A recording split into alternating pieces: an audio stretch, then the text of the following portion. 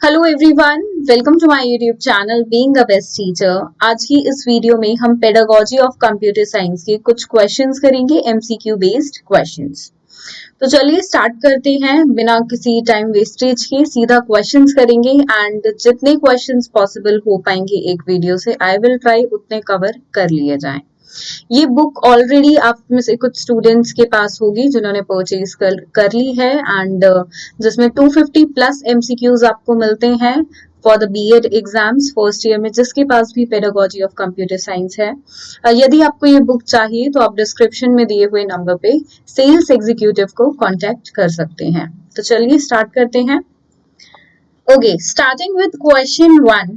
The method and practice, especially as an academic subject or theoretical subject। देखिए answer साथ साथ में दिए हुए हैं सो दैट आप स्क्रीनशॉट भी ले सकें एंड जिन स्टूडेंट्स के पास पूरा वीडियो देखने के टाइम नहीं है आप स्क्रीनशॉट ले सकते हैं एंड आई विल ट्राई कि मैं ये एक पीडीएफ फॉर्म में आपको फ्री ऑफ कॉस्ट टेलीग्राम पे भी प्रोवाइड करा दूं कुछ questions as a sample, so that जो इंटरेस्टेड हैं वो बुक्स भी परचेज कर सके। सो क्वेश्चन नंबर 1 में पूछा गया है कि एक मेथड और प्रैक्टिस जो एक एकेडमिक सब्जेक्ट या थ्योरेटिकल सब्जेक्ट से रिलेटेड है, स्पेशली उसके लिए है, उसे हम क्या बोलते हैं? उसको हम एनालिसिस बोलते हैं, सब्जेक्ट एक्सपर्ट बोलते हैं, पेडागोजी बोलते हैं, या फिर हम उसे बोलते हैं एक्सपर्टाइज। तो यहाँ पे जो आंसर है दैट इज पेडागोजी, शिक्षा शास्त्र हम उसको बोलते हैं। इंग्लिश हिंदी दोनों में आपको क्वेश्चंस मिलेंगे एंड ऑथेंटिक मटेरियल हमारे पास हमेशा इंग्लिश होता है, वो मैं आपको हर वीडियो में बताती रही हूँ। तो पेडागोजी हम इसको बोलते हैं एंड आंसर 3 यही आपका करेक्ट आंसर है। Now coming to question number 2, dash prepare students to take notes to take the role of a developer by expanding their knowledge of programming and in designing of web page and applying the same documentaries for users। तो क्या allow करता है? देखिए आप computer science कर रहे हैं तो मे बी मुझसे ज्यादा आपको कंप्यूटर्स की नॉलेज होगी because I'm not the expert in computers. These questions are framed by the subject experts and वही questions मैं आपको सिर्फ यहाँ पे उनका विश्लेषण करा रही हूँ and I am not the subject expert of computer science. तो ऐसा क्या है जो प्रिपेयर करता है स्टूडेंट्स को to role of a developer by expanding their knowledge of programming and in designing of web page and applying the same documentary for users. And the correct answer is that is designing of web, या इसको web designing भी बोला जा सकता है। देखिए किसी भी तरह से फ्रेम होके क्वेश्चन आ सकता है, सो बीवेयर कि आप दोनों ही आपको पता हो टर्म्स की, डिजाइनिंग ऑफ वेब भी और वेब डिजाइनिंग दोनों ही तरह से हम इसको बोल सकते हैं। ना ही ये डिजाइनिंग ऑफ प्रोग्राम होगा, ना खाली प्रोग्रामिंग होगा, कंप्यूटर एंड डाटा एनालिसिस तो बिल्कुल होगा ही नहीं। बढ़ते हैं क्वेश्चन नंबर 3 पे। Which of the following is not the element of internet? इनमें से कौन सा एलिमेंट नहीं है इंटरनेट का? ईमेल है, चैटिंग है, सर्च इंजिन है, लेकिन furniture is not related with आपका देखिए इंटरनेट से कोई रिलेशन नहीं है उसका, वो एक वुड वर्क है, तो दैट्स वेरी अंडरस्टूड। इसकी जगह कोई और ऑप्शन भी आपको इररिलेवेंट मिल सकता है एंड नॉट की जगह आपसे क्वेश्चन थोड़ा फ्रेम होके पूछा जा सकता है, which of the following is the element of internet? May be ये 3 ऑप्शंस आपको फर्स्ट सेकंड थर्ड ऑप्शंस मिले और लास्ट में हो ऑल ऑफ द अबव। तो ऐसे भी क्वेश्चन को थोड़ा सा ट्विस्ट करके पूछा जा सकता है एंड दैट्स वेरी अंडरस्टूड, हम इसको बहुत इजीली कर भी सकते हैं। Now switching to next question, next slide पे चलेंगे। Yes. Question number 4. Skill that all pupils must learn if they are to be ready for the workplace and able to participate actively in the digital world. तो उसको हम क्या बोलेंगे skill को? Computer interaction, computer thinking, computer science या computer teacher?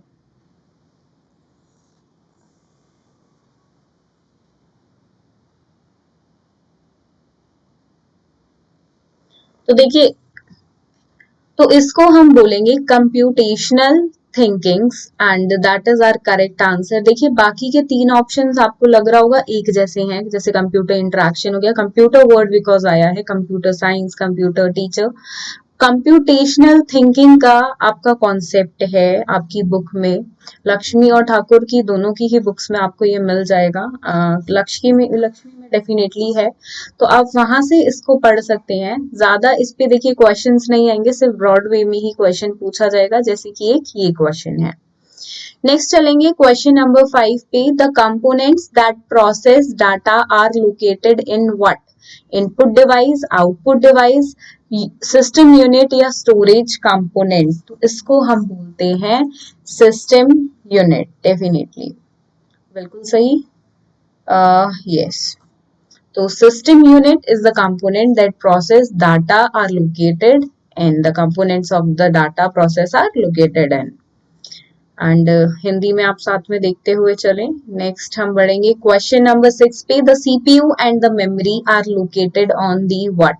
तो हमें पता है ये मदरबोर्ड में लोकेटेड होती है। मदरबोर्ड देखिए एक बहुत इंपॉर्टेंट, जिससे कहते हैं हम, कंट्रोल करता है पूरे कंप्यूटर को, पूरे प्रोसेसर को, दैट इज मदरबोर्ड। एंड इस पे क्वेश्चंस डेफिनेटली आपको 1-2 क्वेश्चंस आएंगे ही आएंगे। सो मेक श्योर मदरबोर्ड क्या होता है क्या नहीं होता है ऑब्वियसली आपको पता ही होगा, बट एक बार इसको अच्छे से और देख लें। Next is teaching of computer science is done at. देखिए कंप्यूटर साइंस हम कहाँ कहाँ पढ़ाते हैं, मतलब स्कूल लेवल्स पे। तो प्राइमरी में भी होता है, सेकेंडरी में भी होता है, मिडिल में भी होता है, ऑल ऑफ द अबव इसको बोलेंगे। क्लास 1 से बहुत स्कूल्स में कंप्यूटर्स को पढ़ाना स्टार्ट कर देते हैं। देखिए कंप्यूटर आज की जनरेशन के लिए सीखना एक बहुत ही छोटे लेवल से बहुत जरूरी है, जो करते भी हैं।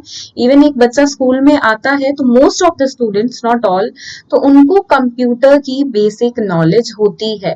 आपने देखा होगा अक्सर शिकायतें मिलती हैं कि बच्चे फोन ज्यादा खेलते हैं, कंप्यूटर ज्यादा खेलते हैं। बेशक वो उसमें गेम ही खेलते हों, बट वो बताता है कि उनको वो कंप्यूटर चलाना, वो फोन चलाना आता है। सो यहाँ पे प्राइमरी लेवल में भी होता है, सेकेंडरी लेवल में भी, मिडिल लेवल में भी कंप्यूटर्स को हम स्टूडेंट्स को पढ़ाते हैं।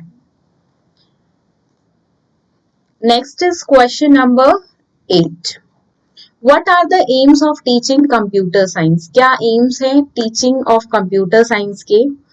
तो to provide theoretical knowledge of the terminologies used in computer science education.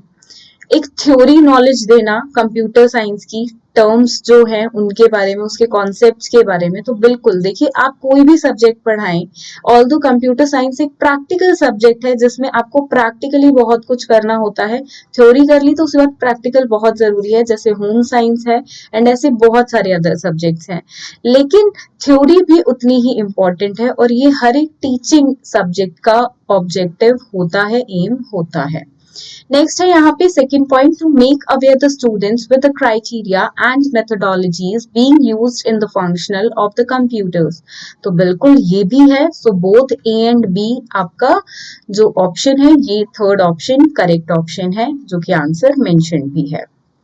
बढ़ेंगे नेक्स्ट क्वेश्चन पे, question number 9।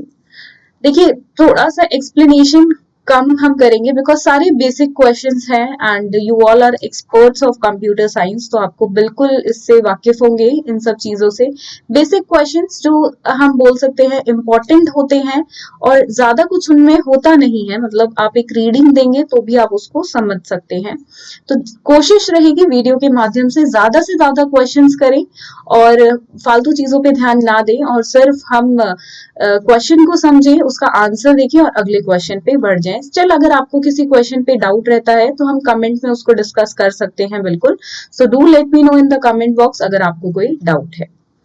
Next is question number 9, types of general AIIMS and objectives. अब देखिए कौन कौन से होते हैं, नॉलेज बेस्ड भी होते हैं, application based and analysis based भी होते हैं। तो ऑल ऑफ द अबव बिल्कुल करेक्ट आंसर है। सबने लेसन प्लान बनाए हुए हैं हमने, सो हमने, चाहे मेरा कोई और सब्जेक्ट हो, आपका कोई और हो, तो बिल्कुल हम सबने लेसन प्लान बनाए हैं। वी नो कि लेसन प्लान के अंदर क्या क्या कंटेंट आता है, एम्स कौन कौन से होते हैं एंड उसके बाद सीक्वेंसिंग लेसन प्लान की कैसे रहती है। तो लेसन प्लान का एक यूनिट है जो आपके कंप्यूटर साइंस में पूरा कवर करती है, lesson planning of the computer science. And ये सिर्फ इसी सब्जेक्ट में नहीं है, सभी सब्जेक्ट्स में लेसन प्लानिंग का कॉन्सेप्ट होता है। सो मेक श्योर आप एक बार उसको जरूर देखें। Now switching to question number 10, when Bloom's taxonomy of educational objective was proposed? So it was proposed in 1956, learning based question, इसमें डिस्कशन लायक कुछ भी नहीं है। Now question number 11, central processing unit has, क्या होता है सेंट्रल प्रोसेसिंग यूनिट? देखिए question ऐसे भी आ सकता है, सीपीयू की फुल फॉर्म बताइए। एंड तो आप समझ सकते हैं क्वेश्चन को थोड़ा सा ट्विस्ट करके पूछा जा सकता है, so be prepared for that also. First option है मेमोरी, सेकंड है ईएलयू, जिसकी फुल फॉर्म यहाँ पे मेंशन्ड है, स्पेशली इसलिए मेंशन की है कि आप एक बार देख लें, बिकॉज इसकी भी आपसे पूछी जा सकती है full form. Third is control unit, fourth is all of the above. तो सेंट्रल प्रोसेसिंग यूनिट सब होता है, इसमें मेमोरी भी है, ईएलयू भी है, कंट्रोल यूनिट भी है, तो all of the above is the correct option. Now question number 12, dash are graphical objects used to represent commonly used application. So GUI, इसकी भी फुल फॉर्म हम करेंगे आगे वाले क्वेश्चंस में, बुक में एक ऐसा क्वेश्चन है GUI की फुल फॉर्म वाला। Then Windows, then application, then icons. तो यहाँ पे जो करेक्ट आंसर है that is option 4, icons are the graphical objects used to represent commonly used application. Now further moving to question number 13.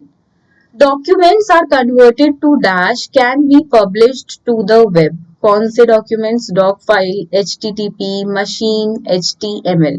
तो देखिए जो HTML के होते हैं converted documents, converted to HTML can be prepared, can be publish to the web. Like websites वगैरह जो लोग बनाते हैं, जो ब्लॉग्स लिखते हैं, तो उनको इस चीज से बिल्कुल फेमिलियरिटी होगी कि HTML को कैसे यूज किया जाता है। Although I don't have, but all the computer experts who are watching this video उनको ये जानकारी बिल्कुल होगी। आगे डिस्कस करेंगे question number 14, the computer that is not considered as a portable computer is, जिसको हम पोर्टेबल कंप्यूटर नहीं बोलते हैं, तो वो लैपटॉप को बोलेंगे, मिनी कंप्यूटर को बोलेंगे, नोटबुक कंप्यूटर को बोलेंगे, या फिर नन ऑफ दीज। तो देखिए मिनी कंप्यूटर्स को हम पोर्टेबल के अंदर नहीं मानते हैं, उसको लैपटॉप है, उसको पोर्टेबल है, you can use it anywhere, and ऐसे ही हैंडी भी है। एंड नोटबुक के साथ भी सेम है, नोटबुक कंप्यूटर्स जो होते हैं, but this is not the case with mini computers, and this is your answer here. Now question 14 तक हमने कर लिया है, क्वेश्चन 15 से स्टार्ट करेंगे। Next slide. Part of computer that has a physical structure. अब देखिए फिजिकल स्ट्रक्चर जो होता है वो होता है हार्डवेयर, ऐसे ही सॉफ्टवेयर पे भी क्वेश्चन आएगा, डेफिनेटली आएगा। एंड बहुत ही देखिए बेसिक क्वेश्चन है, एंड थोड़ा सा इसमें सोचना पड़ जाता है, बिकॉज हार्डवेयर और सॉफ्टवेयर के बीच कई बार हम डेफिनेशन में, ऑल्दो हमें पता होता है क्या है, बट डेफिनेशन में हम अक्सर थोड़ा सा कंफ्यूज हो जाते हैं। तो the answer is hardware.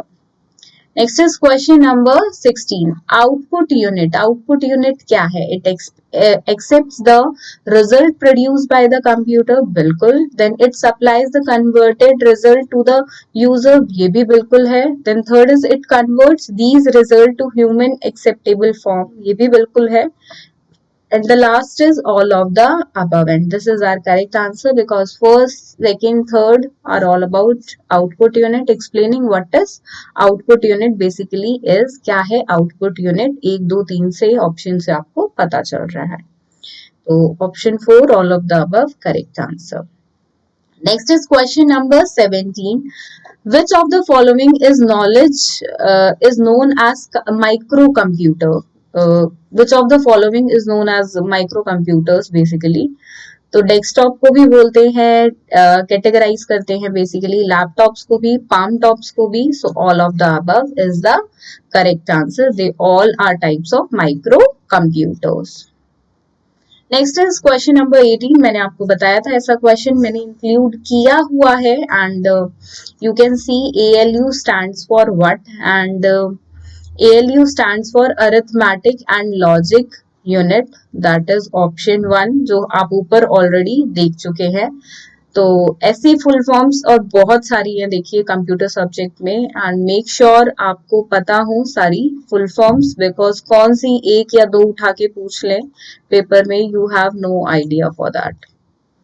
Next is question number 19, very basic question, जिससे हम एक बच्चे को भी अगर फर्स्ट में बिगिन कर रहे हैं या थर्ड में बिगिन कर रहे हैं जो कंप्यूटर सब्जेक्ट है, तब पढ़ाते हैं कि कंप्यूटर क्या होता है।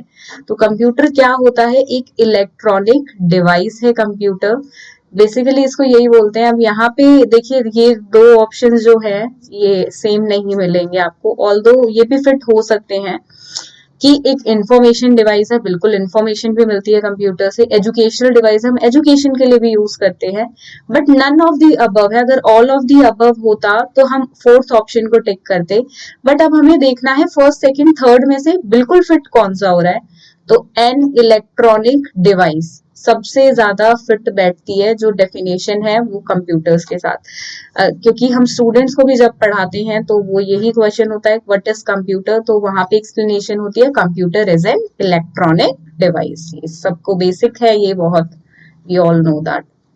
Next is character printers are also called, देखिए फर्स्ट यूनिट में ही आपका प्रिंटर्स के बारे में बिल्कुल इन डेप्थ नॉलेज है, आई थिंक सेकेंड यूनिट भी हो सकती है, एक बार आप क्रॉस चेक कर लें। हर टाइप के प्रिंटर के बारे में, कैसे प्रिंटर्स होते हैं कैसे नहीं होते हैं, क्या प्रिंटर्स के कैरेक्टरिस्टिक्स हैं, सब कुछ दिया हुआ है। एंड इस पे आपको इन डेप्थ पढ़ना पड़ेगा, बिकॉज ये एक बहुत ब्रॉड टॉपिक आपकी बुक में मेंशन्ड है, सिलेबस में भी है। तो मेक श्योर आप प्रिंटर्स के बारे में पढ़ लें एक बार अच्छे से, एंड उसके कैरेक्टरिस्टिक्स वगैरह भी आपको पता हो। तो करेक्टर प्रिंटर्स को हम और क्या कहते हैं, तो उनको सीरियल प्रिंटर्स भी कहा जाता है, line printers, page printer, impact printers नहीं बोलते हैं, ऑल्दो इन टाइप के प्रिंटर्स पे भी आपको क्वेश्चन आगे मिलेंगे।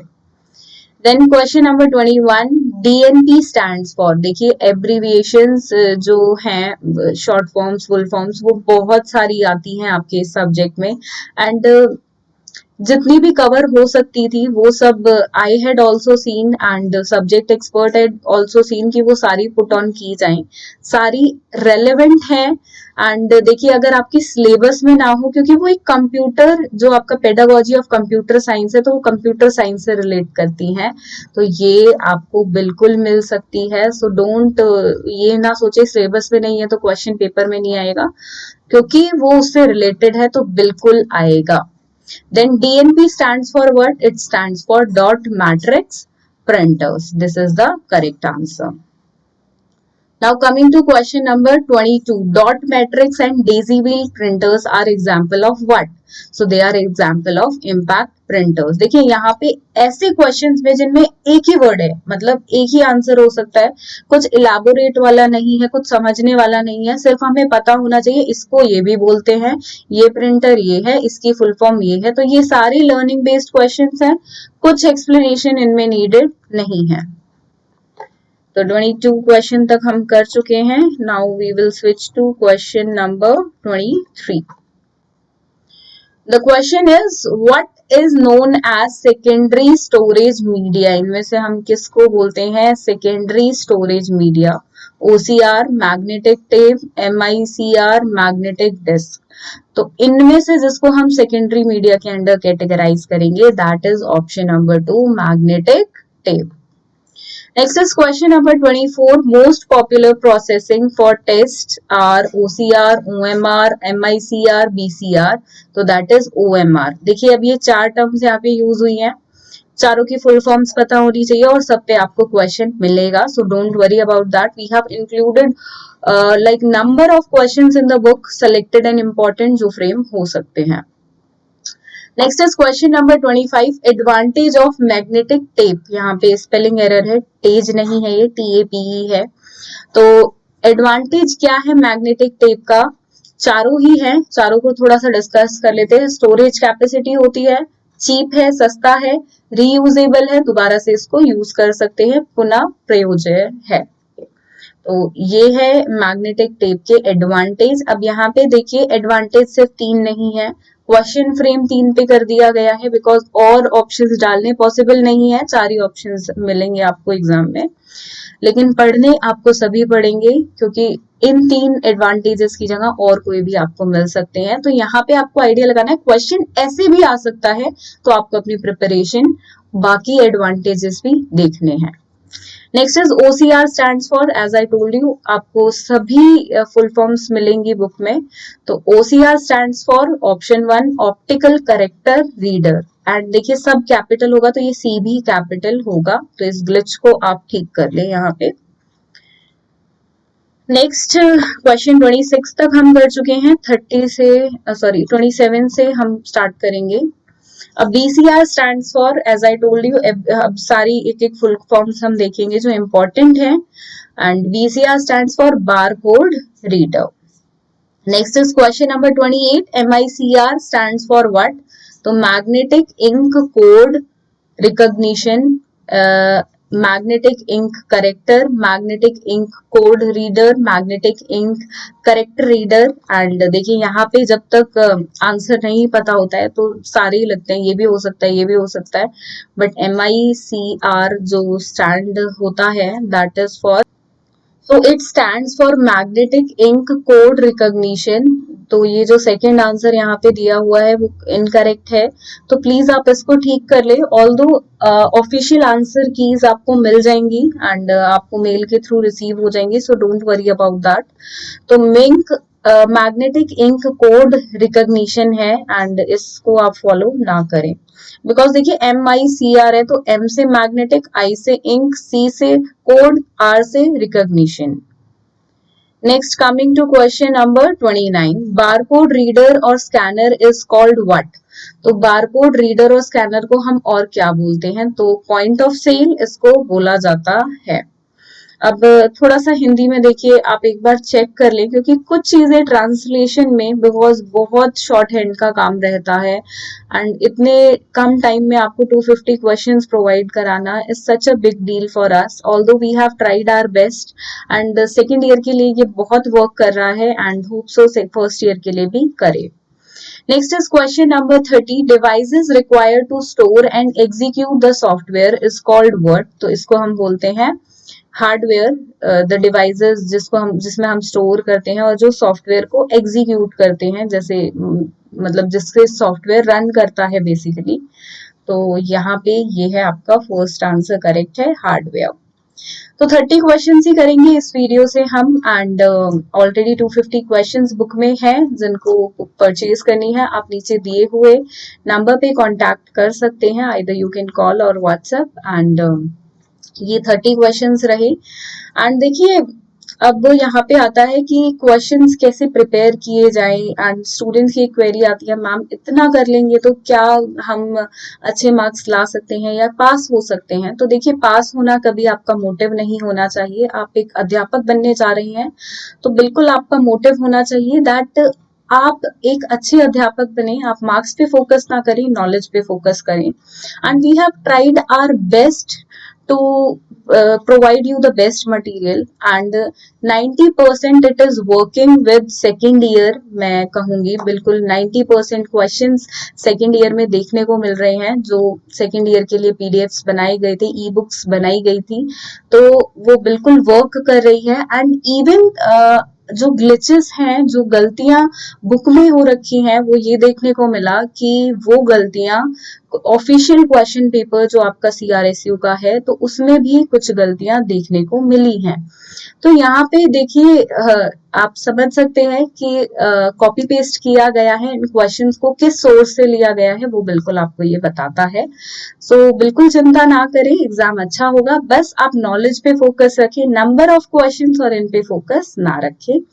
एंड यही था इस वीडियो के माध्यम से आप सभी के लिए। कोई भी क्वेरी हो आपकी, please feel free to email us या फिर आप कमेंट बॉक्स में अपना मैसेज ड्रॉप कर सकते हैं। I will definitely reply to your questions. So thank you for watching this video and do share this video with your friends and subscribe to our YouTube channel, which is Being a Best Teacher. Thank you.